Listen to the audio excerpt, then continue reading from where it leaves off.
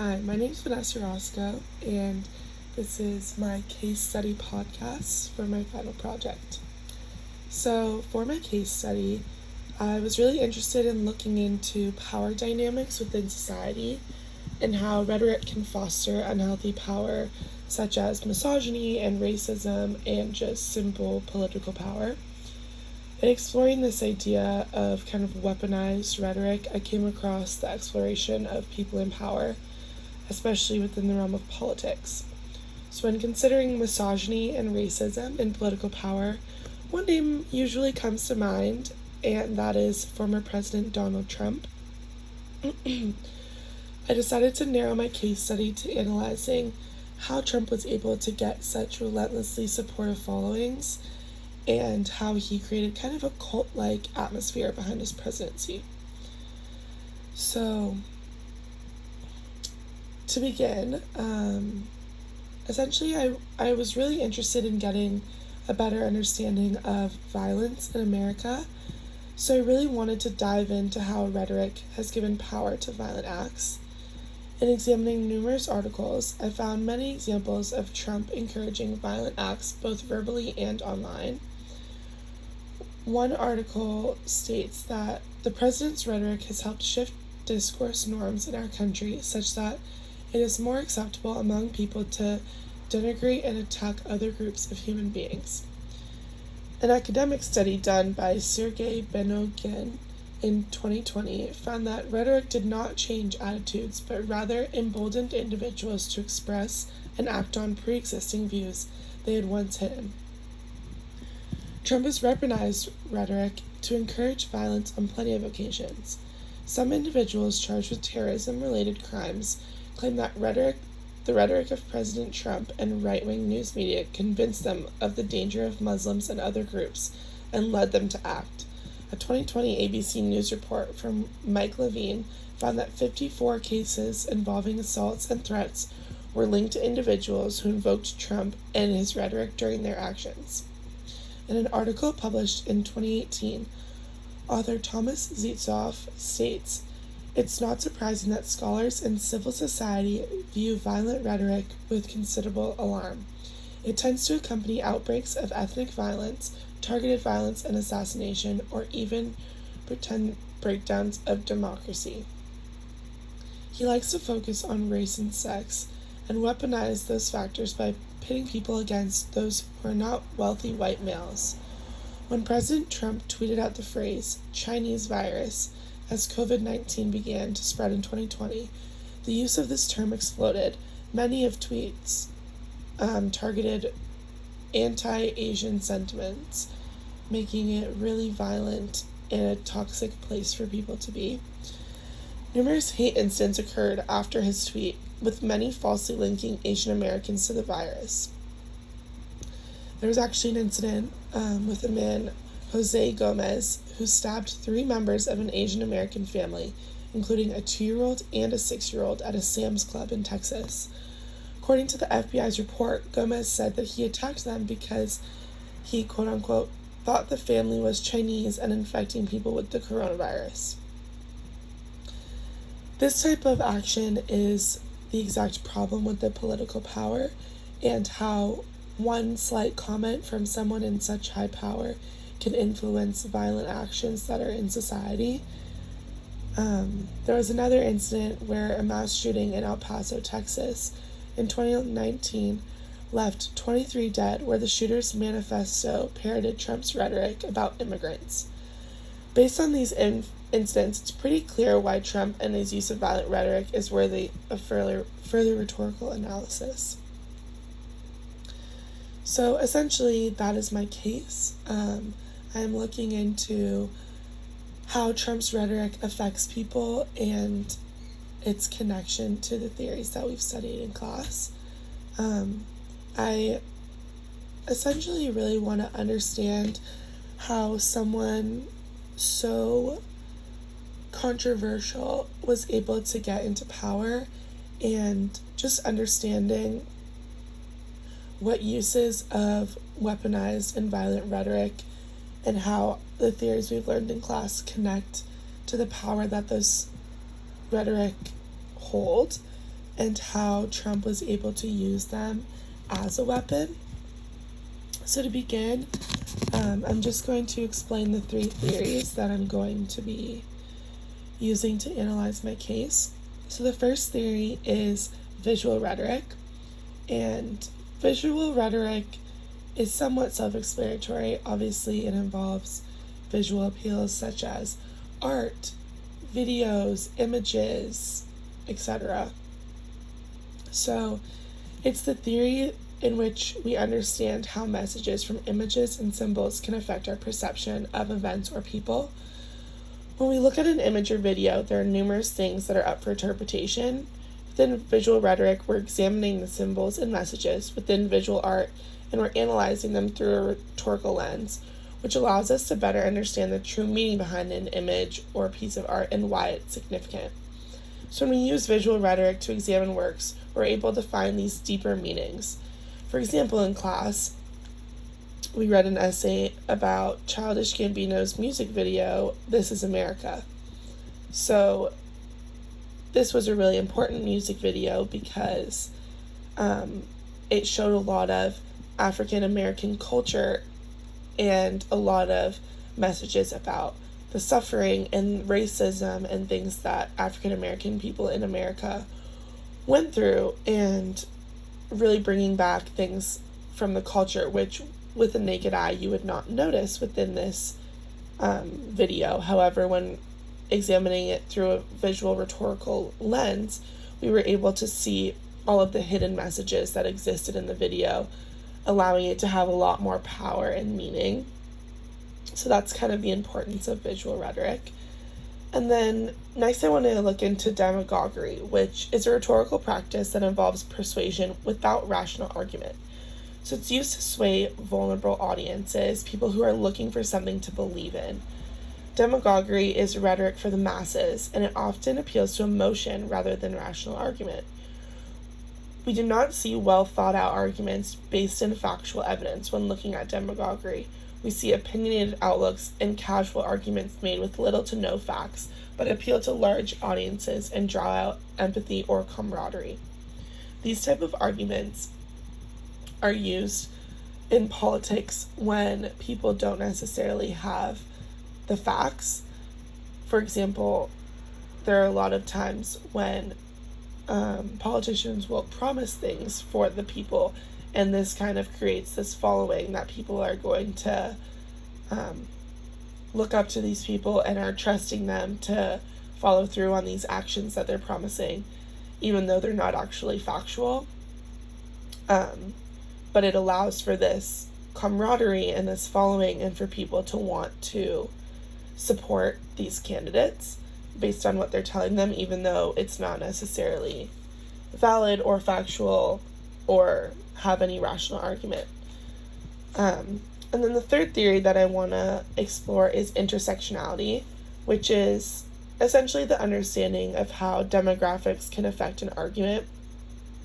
So when appealing to audiences, we can use intersectionality to remind people of things like minority crossovers or cultural influence.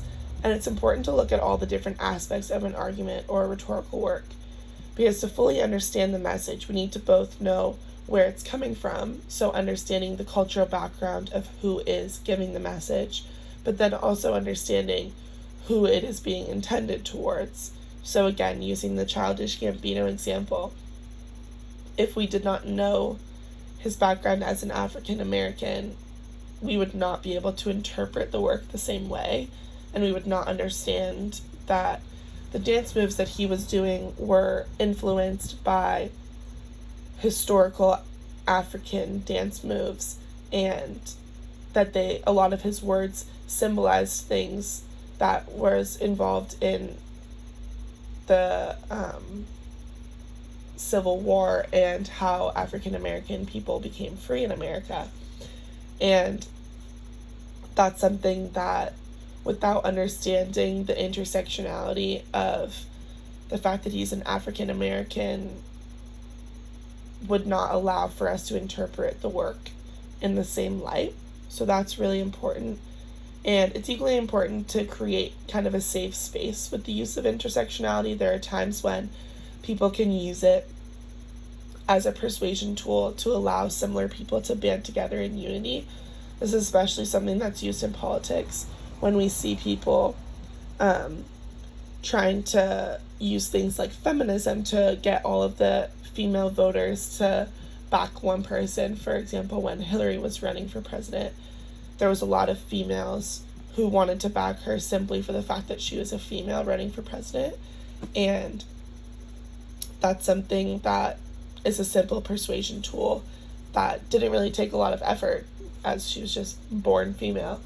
However, she really manipulated the fact that she was female and really used that as her target piece.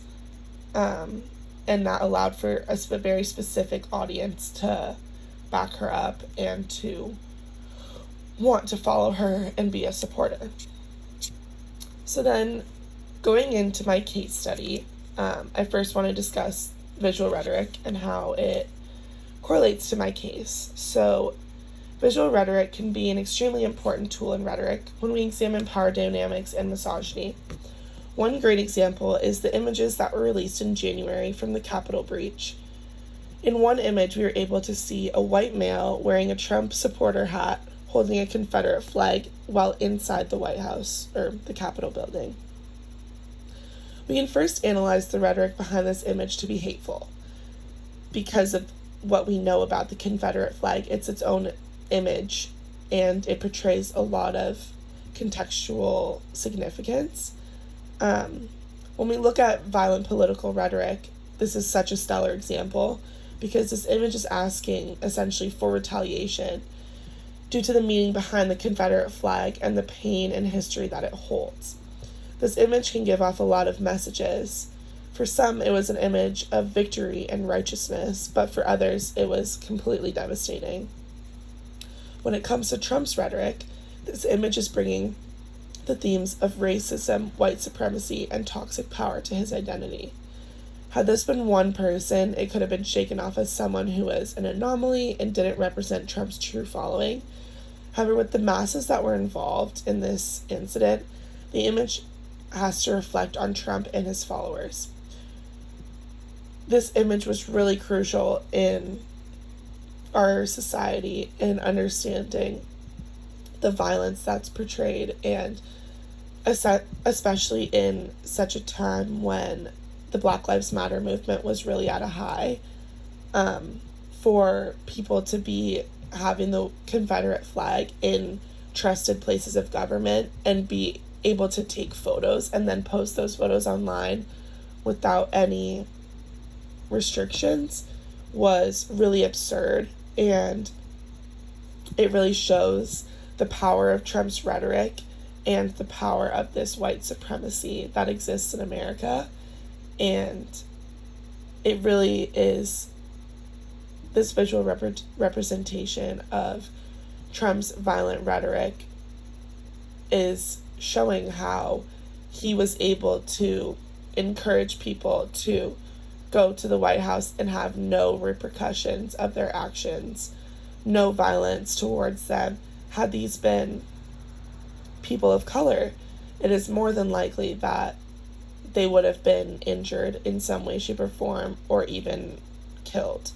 And this is just further showing the identity and the power that rhetoric can hold and how weaponizing it can be. In a image like this, not only is this weaponizing Trump as a president and his power and how he can allow for people to do such things and get away with it, but also for the fact that he is in support of these people and they are doing it for him, essentially. People say that a picture holds 1,000 words, and based on this, I really can't disagree. From rhetorical analysis, we can really learn that the power that images can hold and how important their messages are. In this specific case, we can infer that in America, white males are able to achieve such higher power than anyone else. It shows the power that Trump has over his followers, for them to risk arrest and police violence to show their support for him, further proves the chokehold that he has on his followers through violent rhetoric. Next, I want to talk about demagoguery. And there's so many instances where demagoguery is in play, especially within politics in America. I think that one of the greatest examples of demagoguery is the tweet that President Trump sent out regarding looters during the Black Lives Matter movement. The use of social media to interact has allowed such powerful people to become unfiltered, and President Trump was already a problematic figure. However, he knew his audience, and he knew that people in America who were desperate for a leader to follow. He used demagoguery to appeal to the masses in ways that had never been done before. He would post his thoughts on Twitter and would even respond to others in support. And it is rare that regular people have the opportunity to communicate directly with the President of the United States. And this allowed for people to become even bigger fans and bigger followers because they felt so connected to him on a personal level. He used demagoguery to appeal to the masses, but he lacks rational argument. But his audience really isn't looking for rationality. They're simply looking for someone to follow and support. And Trump does an amazing job of convincing his audience why he is right and why they should do as he says. And in vulnerable and impressionable audiences, this works extremely well. So we can see the use of demagoguery in many instances, but I think that his social media presence is something that is really unique to Trump as a president. And it's showing how he specifically was able to connect with his audience and create this really personalized following and have people feel that he is really there and he is really connecting with them. And this is further weaponizing his rhetoric because it's building his power and it's allowing for him to become even more powerful and, like I said, for people to do as he says. And with him being able to tweet things that involve violence are really powerful. And when people follow these tweets, it allows for him to kind of almost guide people on what to do. So this tweet exactly, it is stated that it reads, "These thugs are dishonoring the memory of George Floyd, and I won't let that happen. Just spoke to Governor Tim Walz and told him that the military is with him all the way. Any difficulty and we will assume control, but when the looting starts, the shooting starts. Thank you." So this tweet obviously lacks rational argument. It is simply an act of, honestly, racism because he knows who exactly the looters are, and he knows that protesters are majority Black Americans who traditionally Trump has not been in support of. And this tweet, with his knowledge of his followers, is essentially a battle cry, and it is allowing him to essentially tell his followers that violence is the next answer, even though many of the protests involving the Black Lives Matter movement were not violent in nature. He uses demagoguery to push his followers to act in violence and to act on this issue without without him having to actually organize something to happen. He knows that his followers will do what he wants.